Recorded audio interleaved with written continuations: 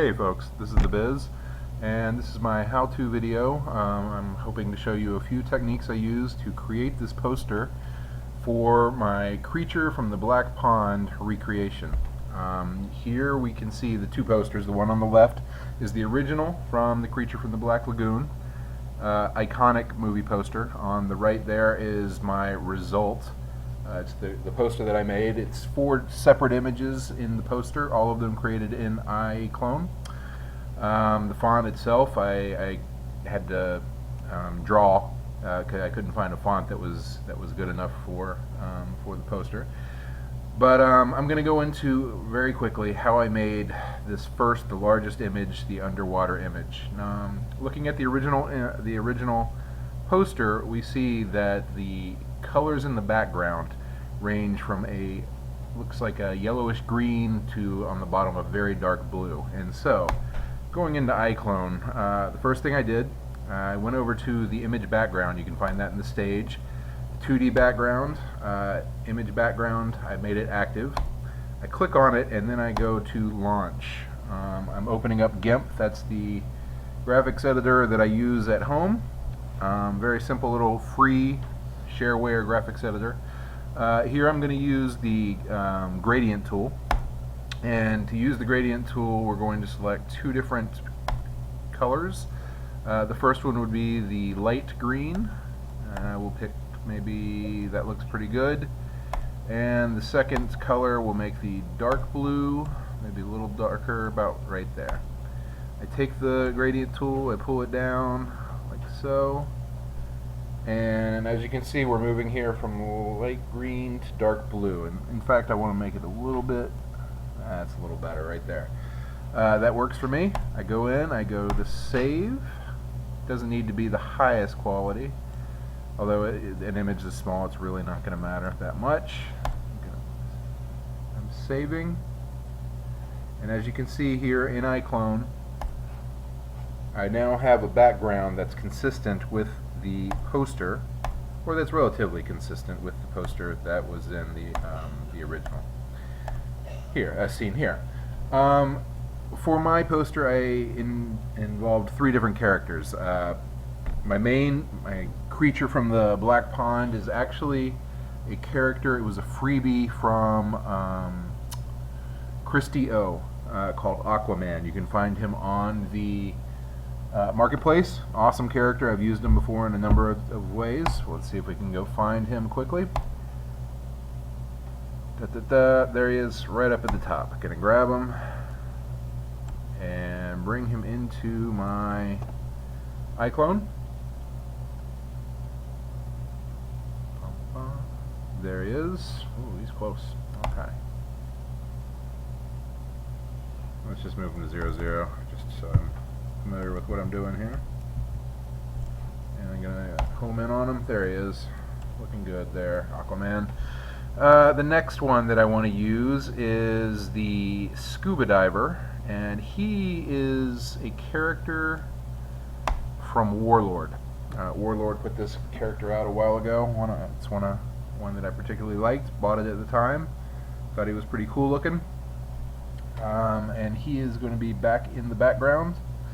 And then the third character is going to be our bikini girl. And let's see if I can find her. Bikini. Might be a little harder to find this one. I'm not the most organized of people. Bikini. There she is, right here. And I believe Bikini Girl, the bikini was a product of Iclone Alley.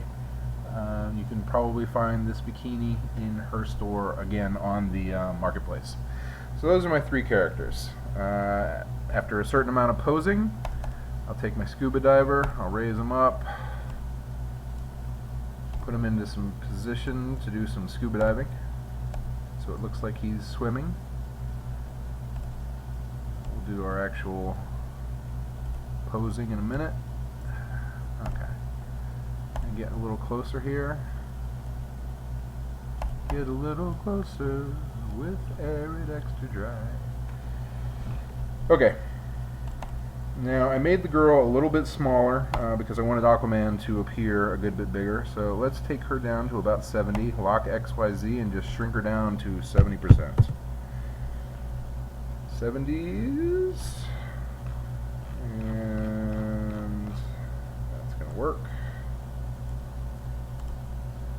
Flip her around. And get her in position so she can sit in his arms.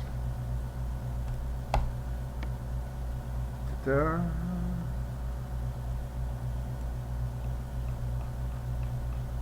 such.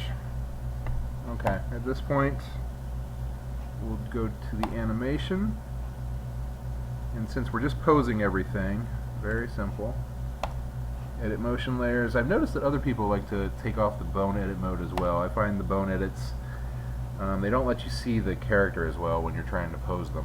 We're going to mirror, grab her knees, bend them up. You got to unlock them from the base in order to do this.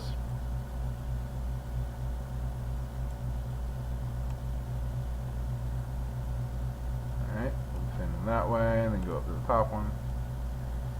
Bend them up so it looks like she's sitting. Bend her body a little bit forward, like such. And if I remember correctly, her hand. Oops, don't want to mirror that one. Take off mirror. We're going to raise her hand up, twist it back a little bit, and put it behind our boy, Aquaman. Good. For now, that's going to be fine. Let's adjust her again. Whee! There we go. Lower her a little bit. So there. For now, it's going to be fine. And now we're going to move into editing Aquaman. Again, I'm going to mirror his motions.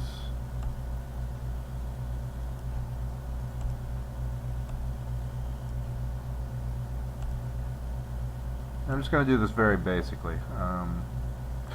When I was actually creating the poster, I was much more detailed, but at this point, I'm just trying to get you to see a few of the techniques that I'm using.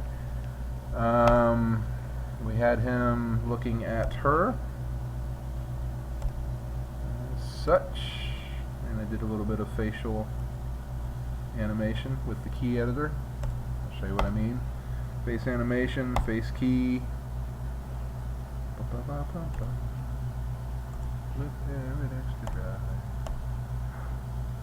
Drop his jaw, up his eyes, and then moving on to her. We're going to go back into the motion so she can turn her head a little bit, face the camera.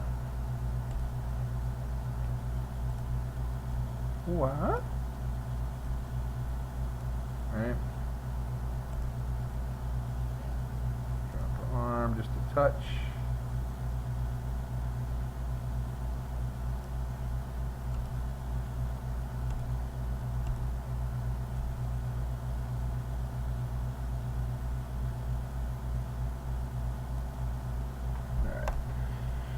This is similar to what we did in the poster, and then finally a little bit of motion on our scuba man, just so it gives him a I am actually swimming here in the deep blue sea. Again, unlock his feet so that you can move them around, and raise his head so he's checking out our Aquaman, ready to pounce. Here's his knife. Put it out there a little more prominently.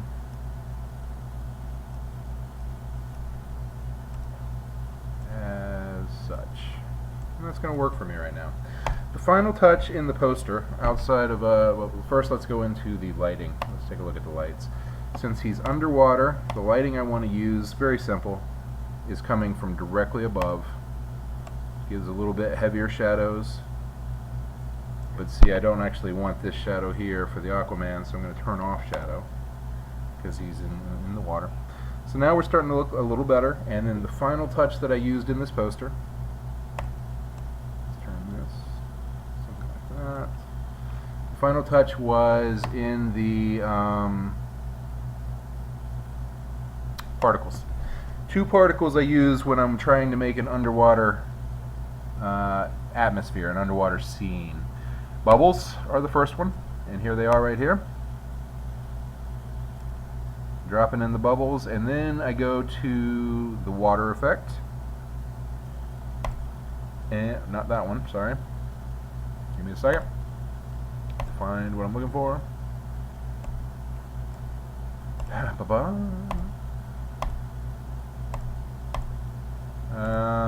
And it is here. These two deep water effects, I find them pretty effective when you're trying to do an underwater scene. So I'm going to use Deep Water 01, which is a default effect. And then we're going to scrub across a little bit so that we get those effects rolling. Bubbles are rolling, and you'll start to see the little white wisps as such here and here. And for my export, I just simply go in, I change this to an image export, and because it was a poster, I was rolling JPEG. Unlock the ratio. I think I used 700 across and probably 1200 wide, something like that. Maybe a little less. Let's go 1000.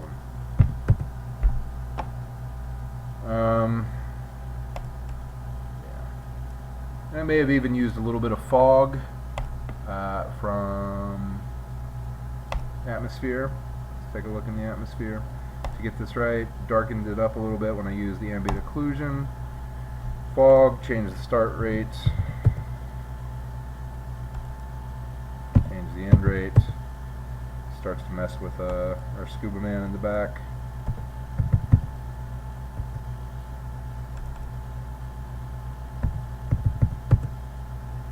Play with that, HDR effects, and try to get it so that so it looks like, there we go.